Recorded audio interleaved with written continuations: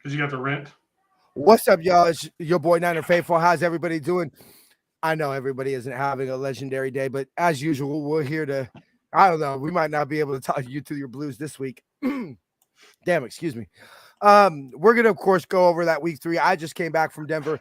Big shout out to the 5280 Mile High Niner Empire for hosting me and the Queenie this weekend over in Denver. Game fucking sucked, but we had a blast. The invasion was dope. It was a great atmosphere. Before we get started in the show, of course, as always, we got to remind you to stay tuned to the end of the show for a special 10% off coupon code for all season 2 for the faithful by the faithful apparel. Make sure you save 10% by using our Shop 49ers affiliate link and help out Niner Faithful Radio. Link is in the description of the podcast and video. Go to SeatGiant.com. Use the promo code Niner Faithful Radio to save on all your theater, concert, and sporting event tickets, as well as help out the show. Follow us on social media. Man, it's an active place now. On Facebook, Instagram, and Tumblr at Niner Faithful Radio, and on Twitter at Niner Faithful R.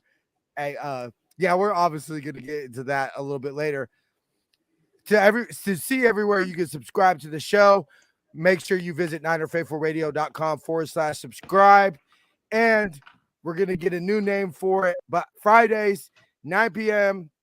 or 7 p.m. Y'all been doing it different times. I don't know why I didn't fix that.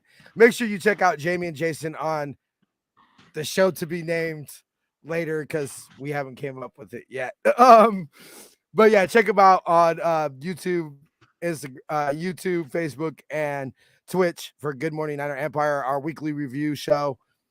And also make sure you change our pregame shows. We're going to be going live 4 p.m., halftime, and 9 p.m. here on the West Coast. Ladies and gentlemen, faithful of all ages, let's get the show cracking.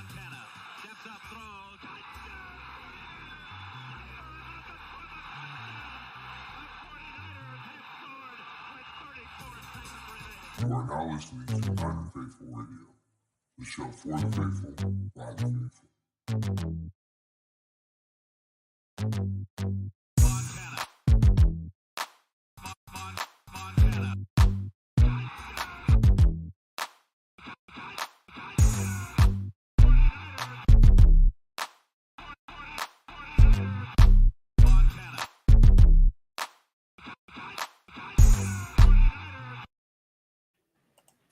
All right, we're back.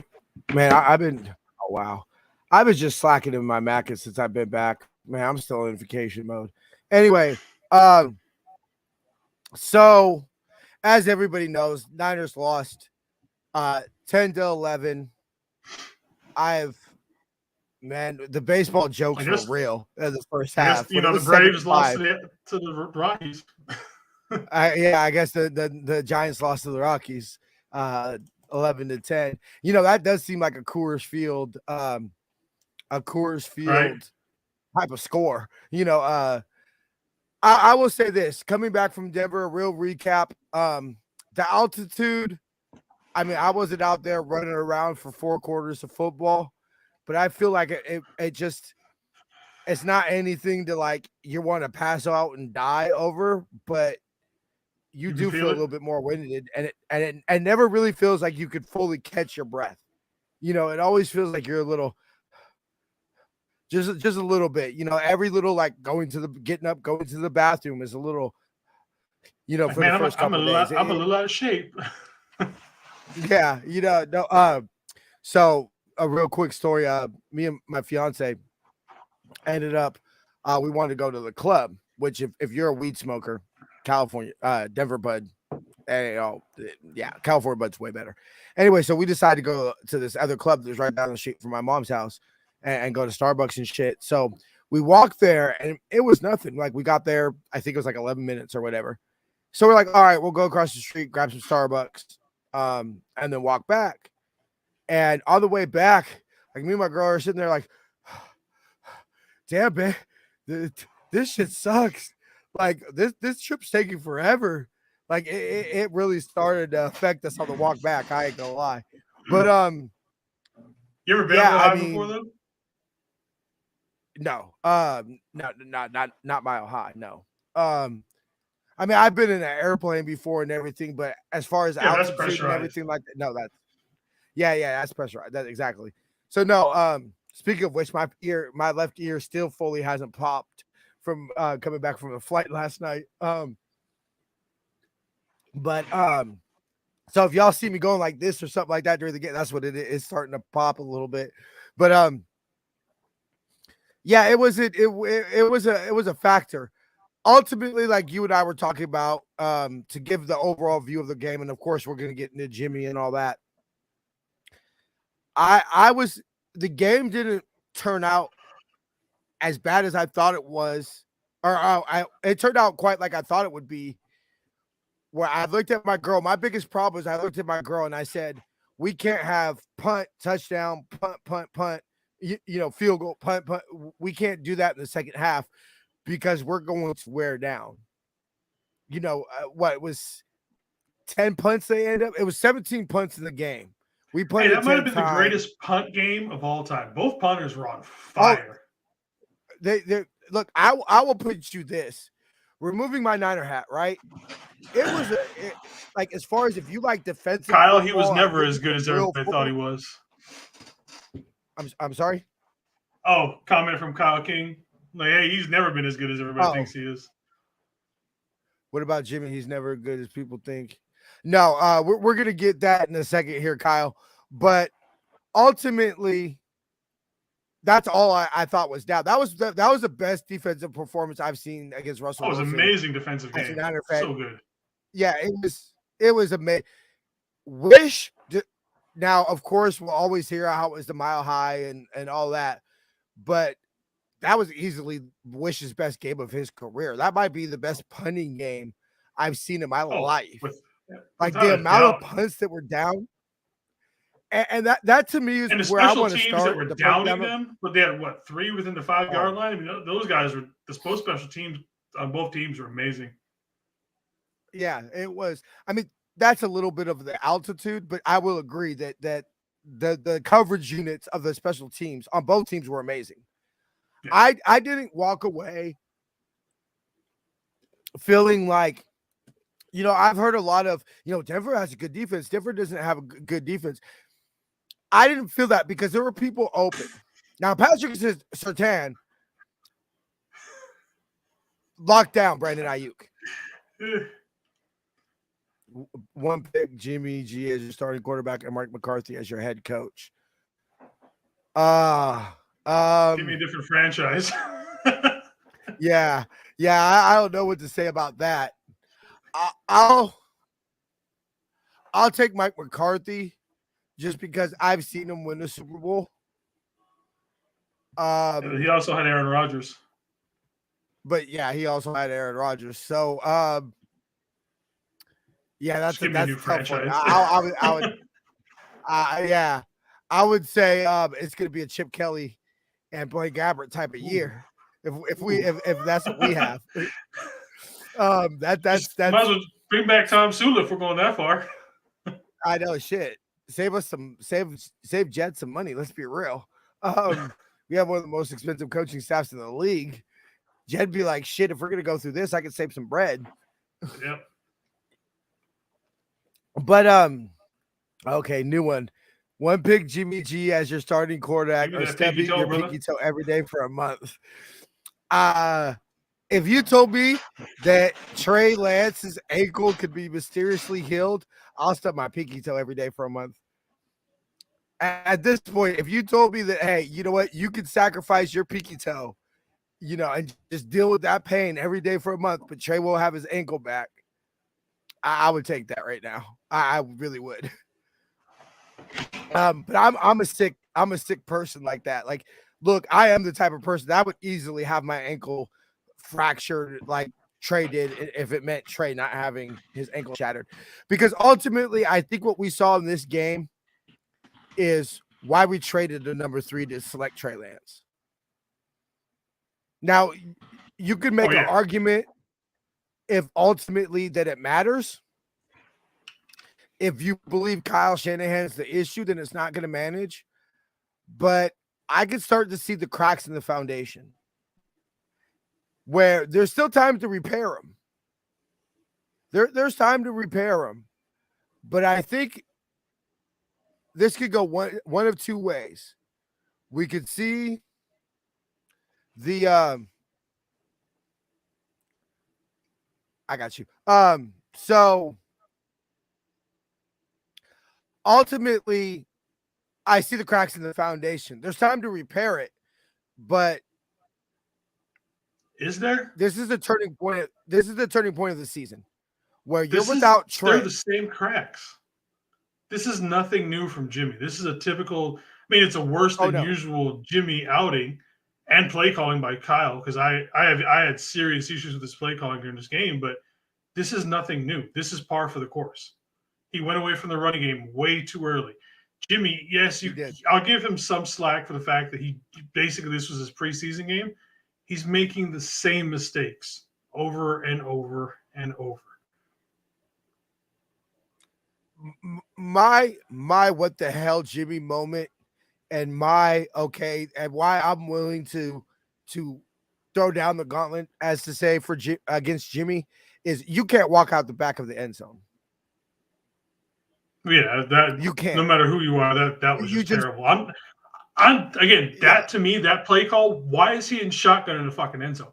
Why is he not under center? To me, that's again that's more with Kyle's play calling than actually on Jimmy. You don't want him starting back 3 or 4 yards already in the end zone. And my big problem about this is what the issue I have with Kyle is he clearly got out coached in this game, which is concerning to me because I believe there's very few games that we're going to be out coached as far as offenses. Their defensive coordinator handed Kyle Shanahan his lunch, and that's something that I believed would not happen.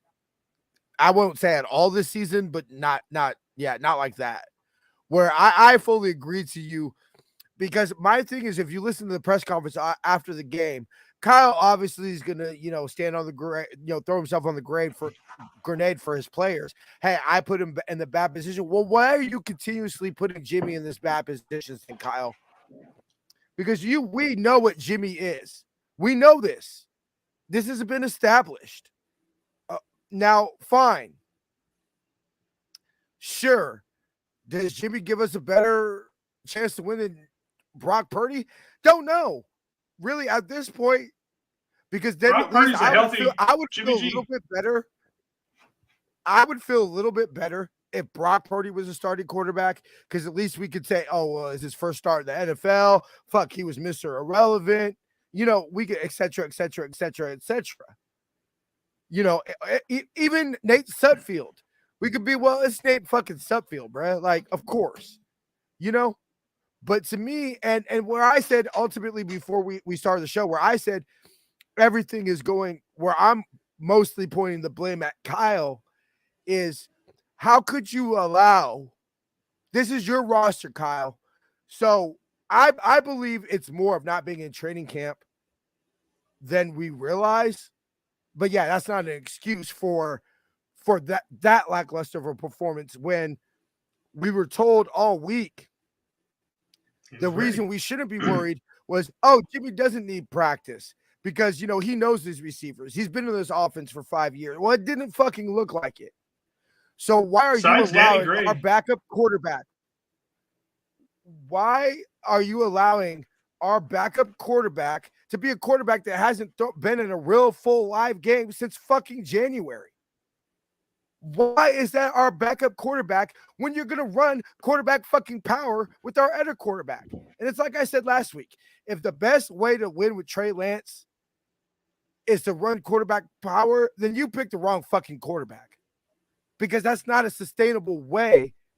Because it's clear when Kyle should have picked Jared Thompson. I think it was his name. Jared Thompson, the hefty lefty. Something. Shit. And my whole thing about this is it's clear that when Kyle doesn't have his starting quarterback, the team struggles. Fine. But that's ultimately on you. And that's my most frustrating thing about this was there's no business I looked up, I saw the stat. It's like 9 point something points per game that the defense is average giving up. You cannot be a Super Bowl team having your defense give an average of 9 points and lose 2 out of 3 fucking games. You cannot be a Super Bowl caliber team and lose a game that you only the opposition only scored 11 points. You mean to tell me you're a Super Bowl caliber team, a complete team, one of the best teams in the NFC, you can't score 14 fucking points? We can't put 5 field goals on the field? Overall rankings, they are ranked number 9 in the league. Think about that. The defense is number 2, but the offense is so bad it drops us all the way back down to number 9. And I think they're 29th. Like, how bad is the other 2 teams? Is what I'm going to look. Is what I'm trying to figure out. So when they say that this defense is pulling this off or this whole team around, and I think the special teams is 13th, which is what we were last in the league last year. Yeah. So I mean, obviously that's impressed. So I mean that we've literally jumped half the league already. And the same bullshit offense from an offensive coach. And let's be realistic, Jason. Let's remove our Niner hats and be real with this. It's been the offense. Scratch out 2017 and 2018. 2019 through 2022 so far, 3 games in. What has been the Niners' Achilles heel? It's not been the defense. The quarterback. Not even the offense. Not even the offense. Okay, quarterback.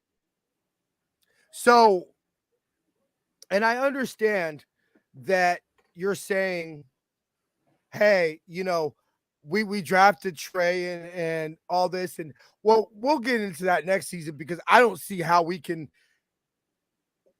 develop Trey Lance while still win games, because it's clear that Kyle believes if he allows Trey to develop the way he needs to, he's going to lose us some games. And we have our Super Bowl window now. So I'm starting to feel like the thing that we thought why this was going to be successful, which is, hey, teams this good, don't trade, don't pick at number 3 and he'll have all those weapons around him. Well, maybe it's clear why you don't bring in a young, inexperienced quarterback with a Super Bowl caliber team, but that's the discussion for the offseason. It's going to get better with Jimmy Garoppolo. It's fine. Not much, but it's fine. My issue is, well, now you're out without Trent Williams. So now what? Because we ain't I'm sorry. Love Jalen Moore to death, but he's terrible. I think he will develop into something. And it's going to be McKivitz. Kyle said it's going to be McKivitz. Yeah. But if I'm the Yams, and Haberman and Middlecoff were just talking about this, in their D-line room, I promise you, their defensive their D-line coach is saying, we're taking over this football game. How much you want to bet Aaron Donald lines out on the outside a lot next week? A lot. Why wouldn't you? He probably might not go inside the whole damn game. Why would you? Yeah, we have one hope for apparently Daniel Brunskill to come back, but he's not. Well, Brunskill is apparently supposed to come back to practice this week. But I mean, hey, welcome in, Danny. Your first, real action all season.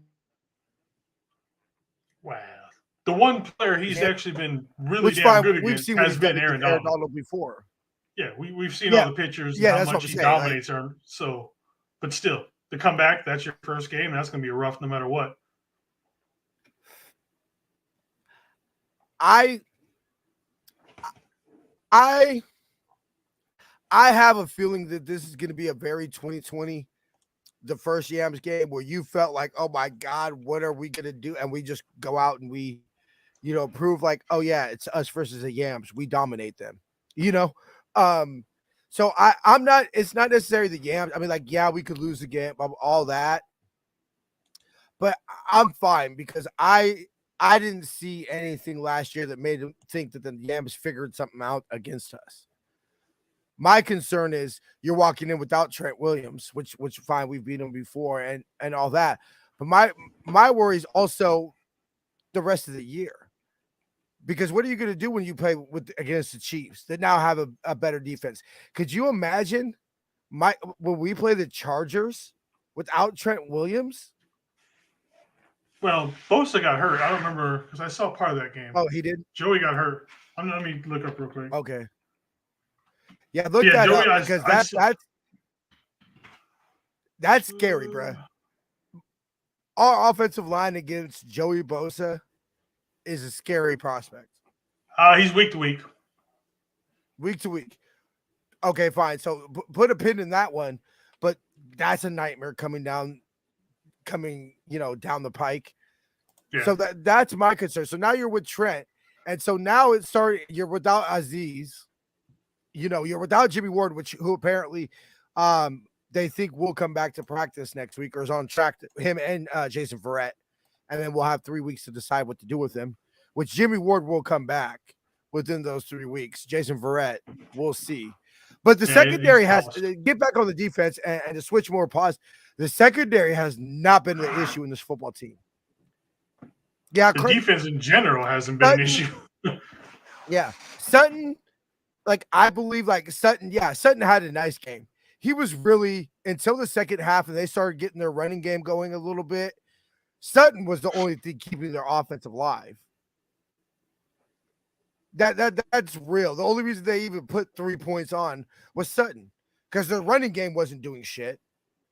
Russ wasn't doing shit. The middle of the second and then the beginning of the third, they had it going pretty good up the middle. So they did have that when going. They started. That's when they started to do that. And then you really started to see it into the third quarter. And that's when I got nervous because my nightmare scenario happened where I said, this is where we start to see the panic Jimmy. Lo and behold, loses the fumble, walks in the back of the end zone, the interception, the Jeff Wilson fumble, which obviously isn't Jimmy's fault, but it cascades and everything else. That safety is when if ultimately that wasn't, but that was going to be the turning point of that game if he threw that pick six, because that's the whole game. That's the thing that made me the most nervous is Russell Wilson can make a throw. Russell Wilson can keep a drive alive. It wasn't like we were going to shut him out. And that's what scared me. When it got to be, 5-7, that's what scared me. Well, shit, Russ can have a fluke, touchdown. Shit, Ray McCown, who, by the way, did muff a punt, Dude, I clench every time he gets back. He's back there. I really do. It wasn't until the one before he muffed, I noticed that he was a little wobbly with it. And it was how deep that we were that was concerning me. Because it was. Let it go. That type of muff punt would have cost us the ball game.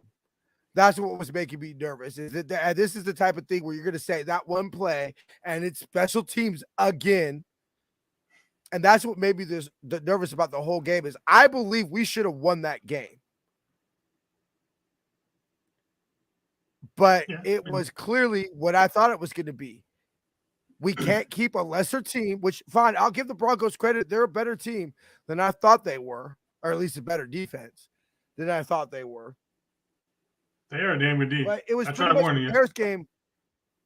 Yeah, it was pretty much a Bears game all over again, in the sense that we let them hang around too much. And what both those teams have in common? They have damn good athletes at quarterback. And they just need one play. That's all they need. That's it. Russ made it. That third down. That stupid shovel pass to Melvin Gordon. Yeah. That and that run on third down up the gut were the only two plays where I felt Russell Wilson made the play. That shovel pass, because that was a sack. And that run. Yeah, he was halfway on the ground. Yeah. On third down were the two plays where I said, that's why you can't let a team that's led by Russell Wilson hang around. Because he's done that shit to us way too many times. And what pissed me off the most was it was the offense. Because, you could say if you're a defensive coach, You're saying, hey, we can't allow him to march down the field with what, 4-something left in the game. It's on us to win this ball game. It was clear. It was clear by halftime it was going to be all the defense to win that game. I think it was clear after the first quarter. I've always been hard on the defense. I put the NFC Championship game on the defense, and I put the Super Bowl loss on the defense. But I will not be hard on the defense this time. You can, like I said at the beginning of the show, you cannot be at offense and allow you to have a losing record with the defense is giving up less than 10 points a game. I'm sorry. We should have been able to score 21 points to win week 1. Obviously, we won week 2. And we should have been able to score 12 points. That's 4 fucking field goals. I've seen garbage Niner teams. I've seen fucking Mike Nolan Niner teams be able to put up 4 field goals in a game. Lane Gabbert and Jim Tom Sula got 4 points or 12 points. I mean, fuck. Chip Kelly put up 28 against. That was actually real quick to get into the post game notes. I thought this was real cool. The first time that we forced the Broncos to punt 10 times. It was the first time that we did that since that Chip Kelly game against the LA Yams, the week 1 of 2016. Russell Wilson sacked 4 times. I mean, to me, you can't expect losses when your defense plays that good. No. Even if they did half of that, at the very least, you should still be in the game. But when your defense is playing that good, you should not be losing games like that. Twice. Well, I mean, even I'll toss out the Bears one just because of the weather. Sorry, that's still I'll accept that. I'll accept the week 1 loss. No, yeah, I'm not. This one's gonna bug me. Week 1 was, hey, week 1, you clean up the mistakes, whatever. Yeah, you're pissed, but fine. But to me, it's starting to get to the point where if you miss the playoffs by a game or 2, or you have to go in a scenario like last week where pretty much every game was a win or go home for the most part, this is why. Yeah. This is why. So because you allowed a great performance, and let's be real. What happened in 2019? Towards the end of the season, the defense started to wear down because we started to get hurt. You know, that's when we lost. Well, it was week 8, but we lost Quan Alexander. We had lost D Ford, DJ, which I believe was a big reason why we lost the Super Bowl. DJ went out in New Orleans. You know, we started to get hurt, and you started to see the defense chip away. It does not look like we can afford that this year. And I love our defense, but can we hold Patrick Mahomes to less than 10 points? I don't think so. Well, we can if the offense gets the points possible. On and gets them some rest. They were sucking so much air up there. And let's be real. We've discussed this many times on the show. This team is built to play with the lead. Yeah. Both offensively and defensively. Offensively, because we want to run the football, which is easier to do when you have a lead. And defensively, because we want to get up multiple scores and allow our pass rush to take over the game. That's how you're going to see the dominant team we were in 2019. That can't happen if you can't score more than what 10, 27 and 10. That's 47 points in 3 games. So hold on, we'll figure it out right now. Sorry, y'all, we're doing a little math live on the show. I didn't pay the bath budget this week. So 47 divided by 3. That's 15.66666667 points a game. That's not acceptable. I would be happy if that's what the defense was averaging giving up. Yeah. That's not what if you told me after playing Russell Wilson, Justin Fields and Tyler Lockett, that the defense was giving up 15.66 points a game, I would say, okay. Not quite what I thought it would be, but I'm not super disappointed. Like, oh my God, the defense isn't what I thought it was going to be. If you told me that's an offense, that's fucking atrocious. That's not Super Bowl caliber. That's having our last pick we're giving up with Trey Lance being a top 10 pick type of offense. Which I'm sorry, I'm not willing to give up a top 10 pick for a quarterback that's been, 3 years before hopefully we see him go through a full season. No, that's a bad trade. That's losing the trade. And so I do think there are cracks in the foundation, but I think we all need to calm down with the fire, Kyle.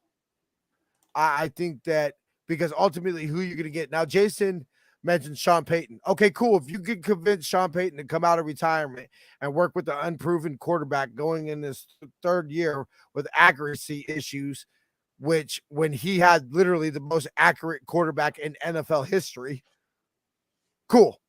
Awesome. I'm willing to talk about firing Kyle Shanahan and bringing in Sean Payton. I'm willing to talk about that. There's a ton of coaches out there that for some reason, and I don't think Shanahan's going to get fired.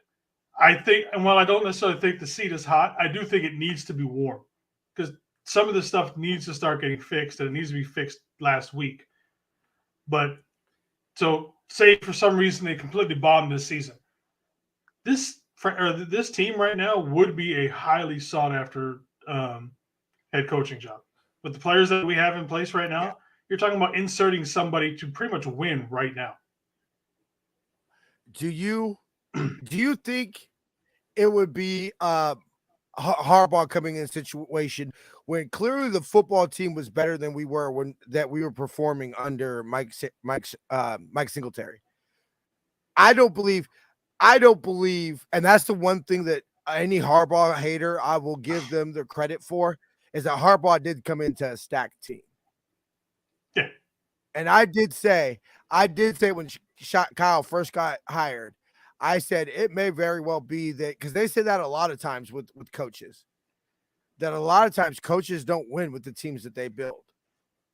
It's the next coach that comes in a lot of times, because a lot of times coaches don't have enough rope to allow their team to develop. Let's be real. Kyle Shanahan is living off of 2019 and 2021. But Kyle Shanahan's holding on to his job because of 2 years. I think ultimately if Kyle is gone, I think what happens is his contract's just not renewed. So I don't know if you want to call that fired or let go. But I don't think it's any coincidence shows lack of faith that Trey Lance's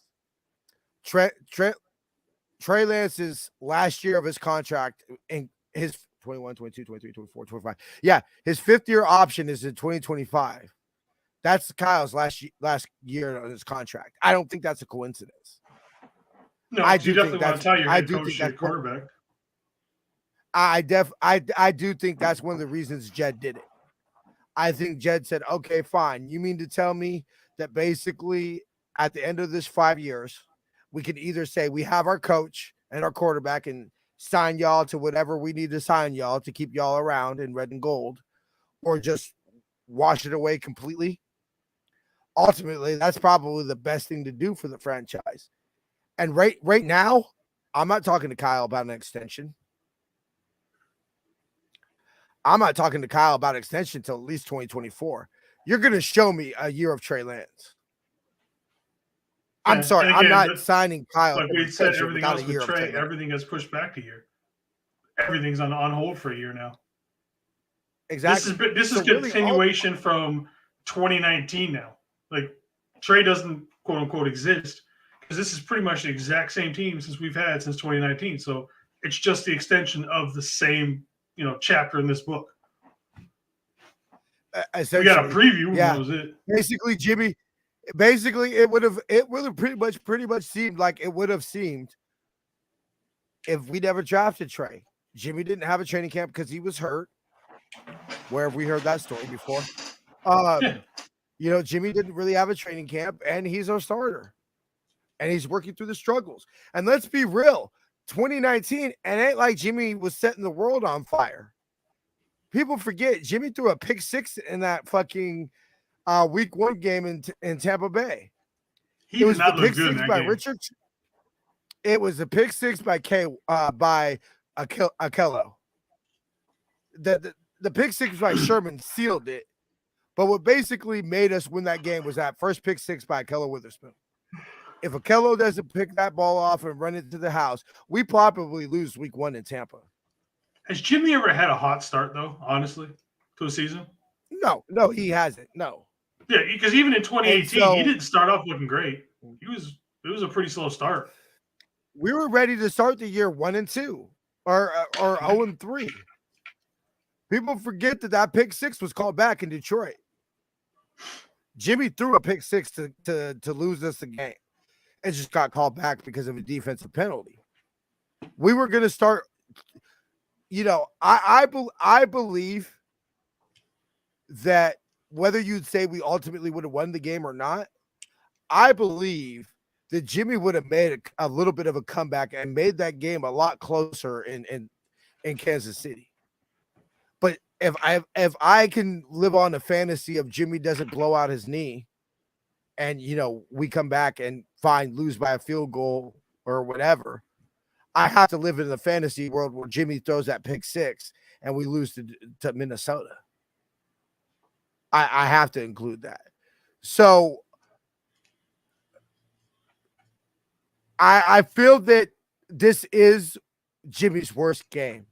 I agree with you in the sense that it's not like we haven't seen. This is just the worst version of bad Jimmy that we've seen. And I will agree with that. So, no, the game doesn't look that much different if Jimmy has a full offseason and all that. But I think we win this game just because I think Jimmy hit some passes. Do you? Because what a lot of people forget, come on, man, it's the same Jimmy. He misses the Jimmy's been lightweight clutch stuff. I ultimately think the difference is I believe that last drive, I believe we pull it out. When you tell me all we need is I mean, that's the real one that hurt me the most was the one that Debo caught but fell down, because I'm like, that's a play we have to have, because that was touchdown. And that's the one that made me feel there was two to Debo that he was wide open for touchdowns. Yeah, but I'm talking about the one that he actually caught and fell. Basically, yeah. Jimmy did what Jimmy does, which is not, leads the receiver to and basically Debo had to catch it, but in the act of catching it, he lost his momentum, his balance, and fell down and got tackled. So that's why I don't necessarily point at Kyle as hard as Jimmy, just because I said, yeah, well, sure, you could have issues. Is Kyle too conservative? Yes. Yeah, I feel that Kyle's too conservative for the defense that he has. That's my thing about it. Is you're too conservative for a defense that at that point had literally, I mean, let's read the Broncos. We talk shit about the Niners drives. I'll pull up the Broncos drives right now. Well, they were getting booed in the first half and in the first quarter in their own house. That should tell you how bad their offense was. Look, I'll put it to you this way. The loudest thing I heard in that stadium, besides, I guess you could say, that touchdown that ultimately won them the game, was the boos that they were giving Russell Wilson. That was the loudest that stadium was up until they scored that winning touchdown. So the feeling, they're not happy in Denver. Oh no, I've been watching this. They're not happy. Yeah, they're not happy with Denver. So sure, because they lose that game, there's already fans calling for Nate Hackett's job. I promise you. I think there's already people doing it before them, and there it's not already like is. it's not like you walk away from that game if you're a Bronco fan feeling good. That was a one-play game, an ugly one-play game that you guys won. And had they gone out and dominated, like, okay, we finally got our feet together, our timing is with Russell and all this kind of stuff. Okay, cool. But no, they look just as bad as we did. That's what was making me the most confident during the whole game was we're a better football team. So, like, Debo's going to take 160 yards to the house or just, you know what I'm saying? Jeff Wilson's going to break a big run. And, like, Which he that's what I did. just felt. Like, Kittle, which he did, Kittle's going to have a big, catch and run. Our playmakers are going to make, Nick Bosa's going to have a strip sack that puts the ball at the 10-yard line. Somebody's going to have a pick. Like, I just kept waiting for one of those type of plays to happen. But we got a bunch of those, and we still couldn't do anything with it. I hate to say this, but the defense might have to force multiple turnovers every game for us to win. I know you're a big fan of Eric Davis. Did you see what he tweeted? Yeah. I not yet. Oh, I posted it up in the medium of the socials, but he basically said, if I was on this defense, I'm fighting offense. I'm like, yep. Yeah. I'm swinging on everybody on the offense. Yeah. You think Ronnie Lott would accept this? Hell no. Fuck no, Ronnie Lott would not accept this shit. He would have got right in Joe's face. Pissed. Nick Bosa looked pissed. Shit, he might have gotten in Kyle's face. Like, fix this. Debo didn't look yeah. Like Debo had that look, I'm pissed, but I'm smiling look. Like he's like, I'm gonna fucking kill you. There was when you're so mad you start laughing and smiling because you feel yourself going insane. Debo had that look at the end of the game. Did you see what Jerry Jr.? I want to make clear that this is Junior. Did you see what he tweeted? He basically Jerry Jr. Jerry's son. Okay. Jerry Rice's son. Tweeted basically talking about Jimmy of you're smiling. Basically, he said you're smiling a lot for a game that you just lost. I saw that. And that doesn't bother me. It really doesn't. I mean, what do you expect? You can only sulk so much. The man still has made $200 million in his career. I mean, what do you expect? I get this stuff. I get the sense. You know what? Maybe that's what. Look, I mean, I get it. Where the sense that what Jimmy's going to go there and toss over some locker rooms. I mean, the team is going to look at him like, really? Yeah. Now you're going to be, yeah, like not even necessarily now. Just after the game you played. You're going to come in here throwing shit around? You know what I'm saying? What is he supposed to do? Like, yeah. So I get in the sense, but I get in the sense that I got the sense that Jimmy is a little too casual. A little just, hey, we'll get back to the tape. You know what? No. You know what? Maybe Jimmy does need to get in the face and say, catch the ball, motherfucker. You know what? Maybe he doesn't. And I remember us talking about this. We have said one of Jimmy's best traits is that he stays like this. There's no up and down. Yeah. You know what I mean? So why are people surprised that he still kept the same cool?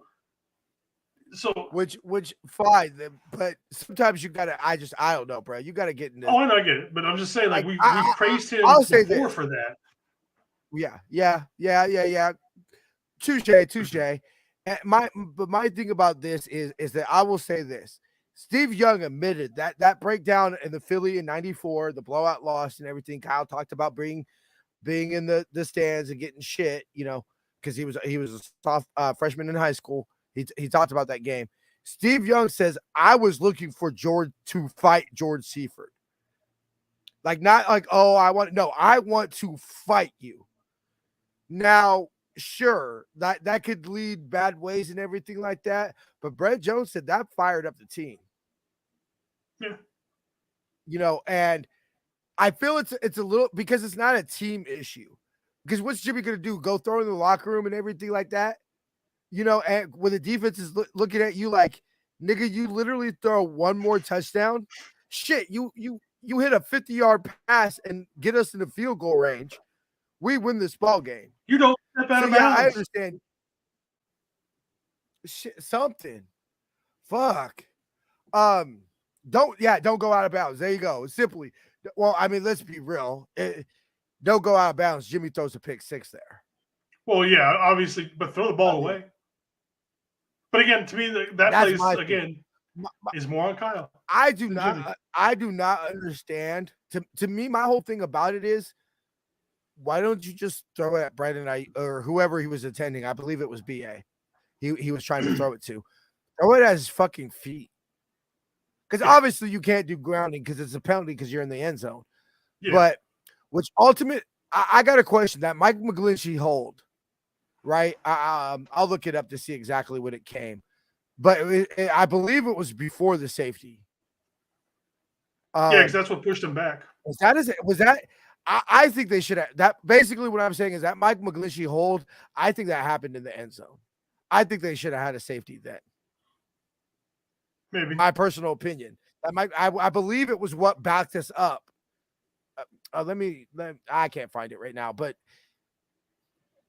it's to me what's worrying me on and why I'm feeling like we're in and I won't even say next week because I don't want to come on this show and say next week. Really, it's Atlanta and it's Carolina and it's the rest of that are the win games because I don't want to say I expect to go and dominate, but let's be real. We beat the Yams next week. Is it really going to surprise anybody?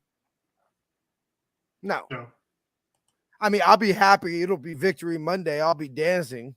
But I don't think that we could be shocked that a team we beat, 7 out of the last 8 times? We beat a team again. You can't really be shocked about that. Not when we know each other so well. Exactly. What's concerning me is the flaws of this team might be exposed, which we already know Jimmy was taking too many hits, and that was with Joe Staley and Trent Williams. That's what's worrying me now, because you're being in a position where our offensive line, which you were higher on than me, but I came into the league with some concerns about, is now worse. Clearly worse. Yeah. And now you're going to expose our quarterback to hits. A quarterback that has a history of injuries. Well, that's why Jimmy takes so many hits is because he's immobile. I mean, that's what's concerning me. He did have that one nice scramble. This is a thing. He did. Yeah, let's be real. Jimmy can move, but Jimmy knows that's not his game. He can't move enough to get away from it. He can move around to reposition in the pocket a little bit, but he doesn't have the speed to get away from it. Exactly. Yeah. Yeah. He's not. I'm moving around the pocket to give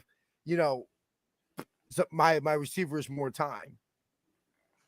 But this is where I feel that this can get ugly, because it can get ugly when you're already missing LZs. I don't give a fuck what anybody says. Something's up with Debo. Now, fine, he could play through it. He could practice through it. Fine. But teams are on Debo. We have to come up with something else, because we can't rely on Debo running the ball and then fucking pile driving through fucking 8 people. Okay. Hear me out on this one. This is where, I don't know if you listened to the halftime, but I had a real problem with that last play to end the half, because there was 30-ish something seconds left. Okay, you want to try? Okay, so you ran the ball up the middle. I got no problem with that. Cool. Why do you give it to Debo when he's already been injured in this game to run it up the middle? Why not give it to Wilson? You got Mason. He only carried 3 times? Give it to him. You brought Mack in. Give it to him. Or kneel down, or knee the fuck down. Why are you running your best offensive weapon right up the middle? that to me, I was like, okay, we have a problem with Kyle. Because you want to know why, Jason? That's basically the only way Kyle felt confident to move the ball. Then take the fucking clear. knee. Bend the knee. Not to go through Game of Thrones. Bend the knee. But you're opening him up to another injury. Because that's what it is. That's what Debo, the wide back, is now. Debo's going to have to break 2-3 tackles, which is fine. We love it, but we want Debo doing that in fucking January and February. I don't need Debo going up the middle after what we just seen happen to Trey. I don't need the Debo to go up the middle for 2 yards to end the first half in week 3. I'm with you. I'm with you on that, Jason. I am. I remember I went off on that on the halftime show. What were you expecting for that play, Kyle? Because this is what I would like if by the way, I'm actually got in contact with the dude that I'm gonna be able to send an email seeing if we can get us some press passes. So keep your fingers crossed. I got an email that I was told this would lead me down the right. If he couldn't take care of it, this would lead me right to see if it's a possibility for the 4th. So that would be dope. But anyway, the question I would love to ask Kyle is, what do you expect to happen out of that play? Yeah, because nothing good comes out of it. I agree with you. I agree with you. And you run the ball, you see what happens. Maybe you get 40 yard, and you can call it time. You know what I'm saying? So that I see that. But to me, what he's saying is, hey, Debo, go break 8 tackles and get us a play like you did in Chicago. That's not sustainable offense, Kyle. Because now what's going to happen is you're going to be without Debo. You're going to be without Trent.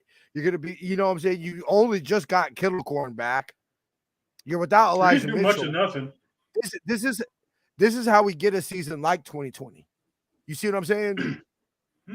This is how you end up with the season like 2020 when we all admit it was a wash. Well, we're too far along in the Kyle Shanahan era to have lost seasons. Yeah, we can't do that wash bullshit again.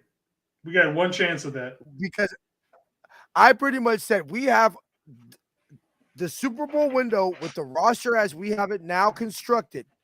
The Super Bowl window is until Trey Lance's rookie contract's up. Oh, yeah. Easily. So the clock's ticking. Now, I have confidence that we can rebuild the roster and still win when we do it and everything. But the Super Bowl window with this team is now. Yeah, the core of this team is now. It's now. With your George Kittle, your Trent Williams. Obviously, Bam Bam and Nick Bosa are going to be. Yeah. Who's the leader of this team?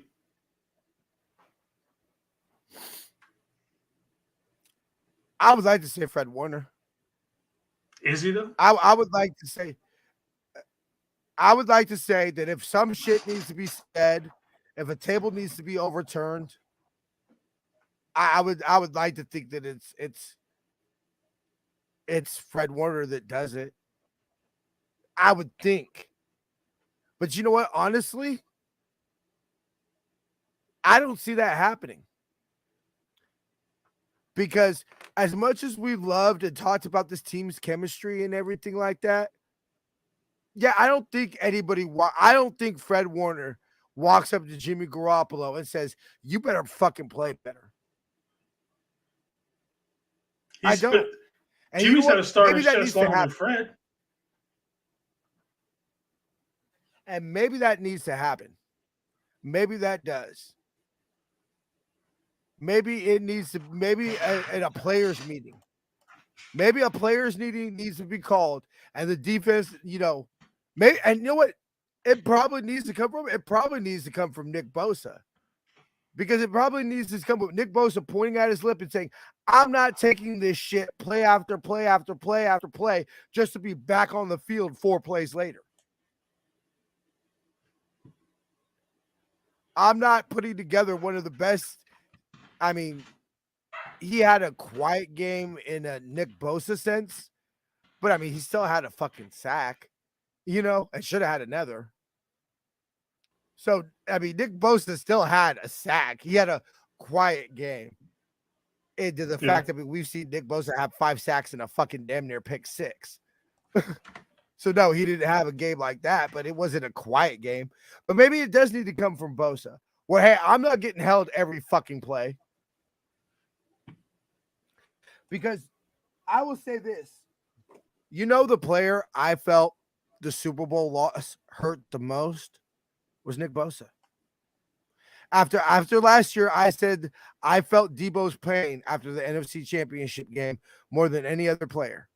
When he was basically sitting there with his head, I don't know, crying. I don't want to say crying because I don't know if he was crying, but he was clearly distraught with his head in the towel when fucking Odell Beckham came up to him and everything like that. I said I felt Debo's pain. The one person's pain I felt in the Super Bowl was Nick Bosa. Now maybe, and his press conference cut out before I didn't get to hear the question he was asked, but he's like, I'm going to avoid that. I'm pretty sure that they pretty much asked him, how do you feel about basically getting held on every fucking play? And Nick Bosa, I mean, he looked pissed. He looked like Marshawn Lynch walking up saying, I'm only here so I don't get fined. He's basically like, I'm not going to say what y'all want me to say because I don't want to get fined, but y'all know what's up. Like, yes, we're sick of it. And you know what? I hope his dad comes out and says something. I hope his brother comes out. I don't want his dad to say shit. I don't think either of them need to say shit. If they say shit and Nick doesn't say anything, then what's the point? To me, that's a moot point. True. You might as well just have Patrick Mahomes' wife say some shit. To me, that's on the same level. If you're not saying it yourself, what's the point? Okay, or you know what? Truly who needs to say it the most? Fucking Kyle. Kyle, if you're watching the show, I will get a GoFundMe going. If you do it, take the fucking. You know what Ronnie Lott used to say? Sometimes you gotta take a 15-yarder. You know what? Sometimes you gotta get fined $25,000. Don't say that because if Kyle King's still watching, he'll say some shit. Then we'll have to do it. He's nuts enough to do some bullshit like that. I will say to my girl right now, if Kyle is shopping at my girl's work and living in the neighborhood that my girl's work is in, he can afford the $25,000 fine. So it's time. It's time to say something because what you're preventing is Nick Bosa to make the type of game-changing plays that he can make. Because I remember watching the first defensive snap. I seen Nick Bosa literally, it looked like the tackle didn't even fucking touch him. And I said, Nick Bosa's going to be a monster this game. I said, Nick might have 6 sacks. The tackle didn't even touch him. I specifically watched Nick Bosa the first defensive snap, specifically to see, okay, what kind of game is this going to be for Bosa? And the tackle didn't even touch him. And I said, okay. I said, it's going to be one of those type of games. I love it. And I feel that that's just the frustrating part. We'll go ahead and wrap it up, give final thoughts. That's just how I feel the most part is frustrated. Frustrated, and where do we go from here? Because what's happening isn't working. So I'm not saying tear everything down, but you know what? Maybe not run Debo up the middle for 2 yards. Let's not run the same plays. I just feel, I'd be curious to him ask, but I just feel that's my vibe. Kyle feels like the only way he can move this offense consistently is through Debo. And I get it. You just now got George Kittle back. You weren't going to target him 15 times yesterday. You don't trust Jimmy to throw. So, And I mean, let's be real. They're gonna do what Denver did what every team's gonna do. What every team's done every time they've played Jimmy. We're going to do everything in our physical power to stop your run and force Jimmy Garoppolo to beat us. And so, yeah. The only way that works is Jimmy's going to hit a 5-yard slant to Debo that goes for a touchdown. He's going to hit that out pattern to Kittle at 10 yards. But that's it. That's the only way this works, because that's the only way it's worked for the last 4 years. It's not Jimmy. Yes, he does have damn good placement of the balls. I will not take that away from him at all. But it's him getting the ball to them, but then they're the ones making the big plays. Which is fine. We've seen that take us to the Super Bowl. I'm okay with that. We've seen it, but that's not working. And so, if this is a wash season, I'd rather start Brock. Oh, yeah. Jimmy goes out and has another. If he looks like he did against the Yams in the first half, do you bring Brock Purdy in? I want to say yes, but I don't think Kyle's got the guts to do it. I don't think he does either, because I don't believe he's going to have Brock give us the best chance to win.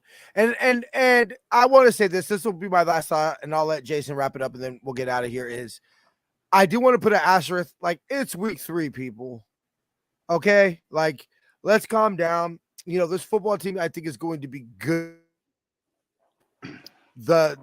With the asterisk of we're without our best player now. So this could get ugly. But I ultimately put this at Kyle and say, all right, Kyle, lead us out of this. Prove that you're worthy of all the pictures next to you of Bill Walsh we've seen. That one famous one where it's Bill Walsh and Kyle both in the locker room. Go show us you're worthy of those pictures and figure this out. Because this does have the potential to be ugly. But it is week 3. There is time to fix it.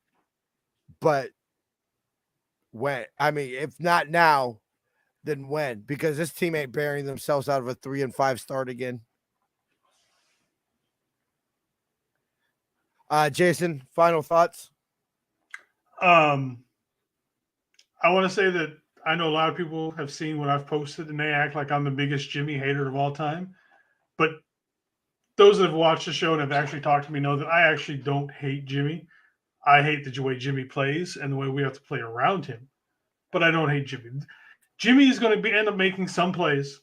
But again, like I just said 2 minutes ago, it's going to be short plays to the outside where Debo, Kittle, Ayuk, all those guys, they're going to have to break plays. And we already said earlier this year that with Trey's development, we need the rest of the team to carry Trey for him to get better as he slowly develops. Well, Jimmy's already developed. We know what we're going to get out of him, so there's none of that. So all teams are going to do is open up that old playbook against the 49ers. And, okay, well, how do we stop Jimmy Garoppolo? Stack the box and see what he can do when he throws the ball. So and as you put it, it's still week 3. The things can be. It's just mentally, I had gone on past Jimmy. I was like, we're done. We're going to ride this out with Trey. We're going to be good, and we're going to develop it and this and that. Jimmy might come in for a game or two. We're stuck with Jimmy all year now.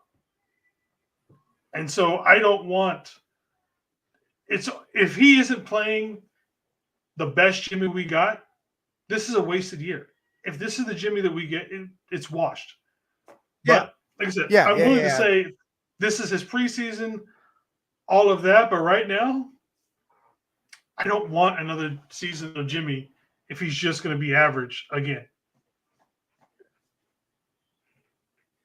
I mean, ultimately, the way I look at it is the excuse that this is a Super Bowl bust year. I was willing to accept not winning the Super Bowl this year, just off the fact that you're developing a young quarterback who you hope wins you multiple. I won't win one this year to win 3 of the next 6, or whatever. But no, because like you said, it's a lost season and it has no point. Because if we're going to have a 7-10 season, then put in Brock Purdy.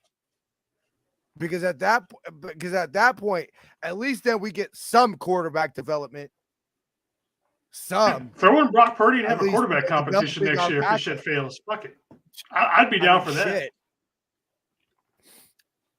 I mean, I think that you almost have to, just for the simple fact that if Brock Purdy beats out Trey Lance next year in a true, honest quarterback competition, that's some serious issues. Because there's no way in hell, just physical skill set, the physical skill set, the arm strength, the things like that. Plus, did you add on the fact of the 2 years of mental reps that Trey has? There's no way in hell Trey should lose at training camp.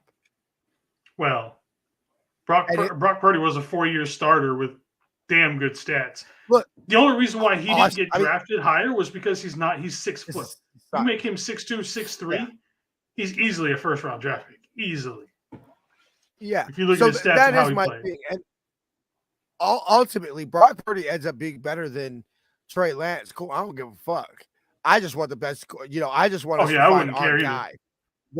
I wouldn't care. Like, I'm not a Trey Lance kid. Like, it's awesome that he's a mixed baby like me. And of course, that's dope. And, my son can grow up and see a mixed quarterback like him and all that shit. Cool. But ultimately, I don't give a fuck about that. I want ring number 6. You know what I'm saying? I'm tired. Russell Wilson comes in here and wins a fucking Super Bowl. Shit. I would take fucking. I can't think of anybody I hate more than Russell Wilson. That's what I'm saying. If they were to train for him and he comes in here and wins Super Bowl, fuck it. I love Russell Wilson. I don't give a shit. And I think I talked to you about this earlier. There's too many San Francisco Treys. There's too many San Francisco Jimmys. Not enough people want the best to be San Francisco 49er fans. Yeah, exactly. And I feel that, which is ultimately what quarterback controversies do, because let's not be real, it would have been 50 million times worse with Joe versus Steve. Oh, yeah, with social media and everything now, yeah. The Joe ones, because the Joe ones have things that Jimmy could only wish. You exclude the championships of Joe, everything else, Jimmy would sell his left nut to get what Joe had. Yeah. To be able to have that type of legit argument. Career. So, I mean, remove the championships. Shit, yeah. Jimmy would be fucking kill himself to be fucking Warren Moon. Warren Moon had a damn good career. That's what I'm saying. Jimmy would kill himself to have Warren Moon's career. I was going to say Dan Marino because he never won a championship, but I mean, any quarterback would really, almost every quarterback in NFL history would kill to have the career Dan Marino had. Yeah. All right, y'all. Well, overall, I mean, it's Beat LA week. And yeah, this game could get ugly, but I've seen this football. I think we'll know within the next 3 weeks, I think we'll know a lot more about this football team and what we can expect what this kind of year will be. I think that if it gets ugly the next 2-3 weeks, I think we might be in for an ugly season. But if we could do what I think we will do is just ultimately get our shit together and not be the offense, there's still going to be, people who talk shit about Jimmy and all that, but be what we saw in 2011.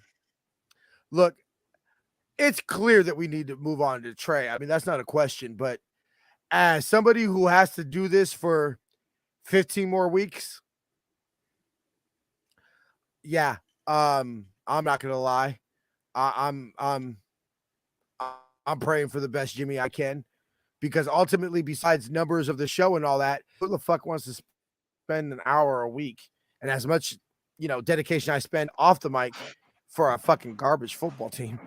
All right, y'all. We'll go ahead and get up out of here. Thanks for hopping in, Jason. Make sure you catch Jason at the halftime show. Move on to Trey. He's unproven. I Of course mean, he is. That's part of the. obviously We know that can't. this.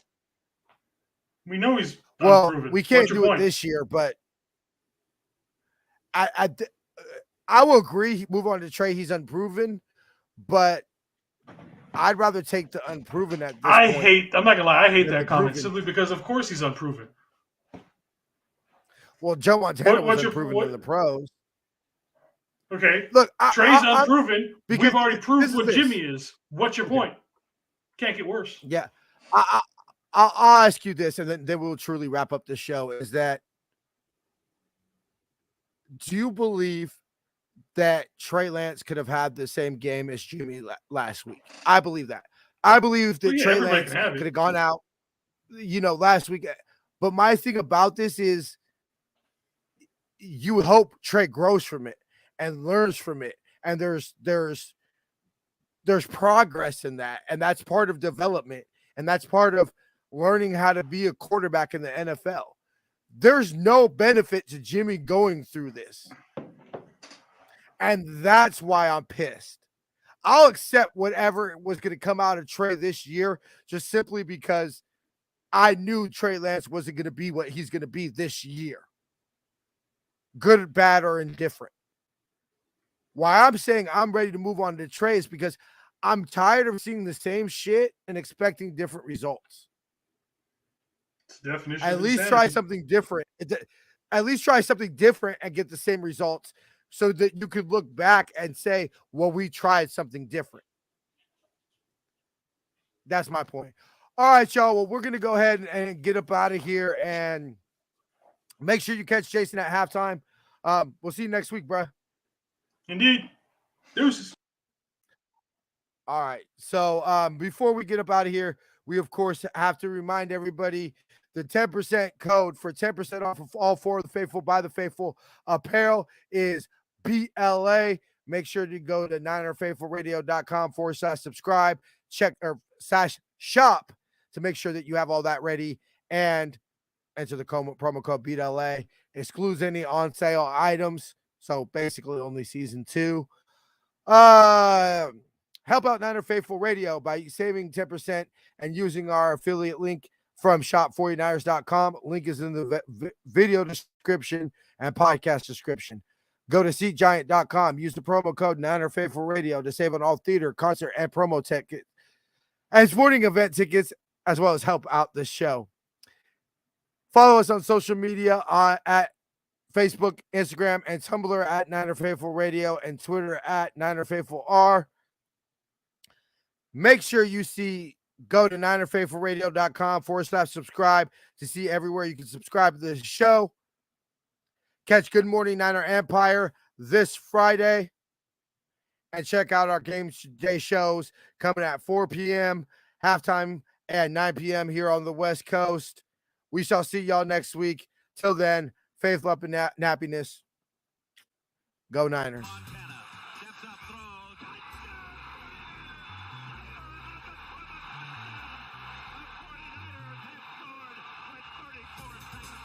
You are now listening to Niner Faithful Radio, the show for the faithful, by the faithful.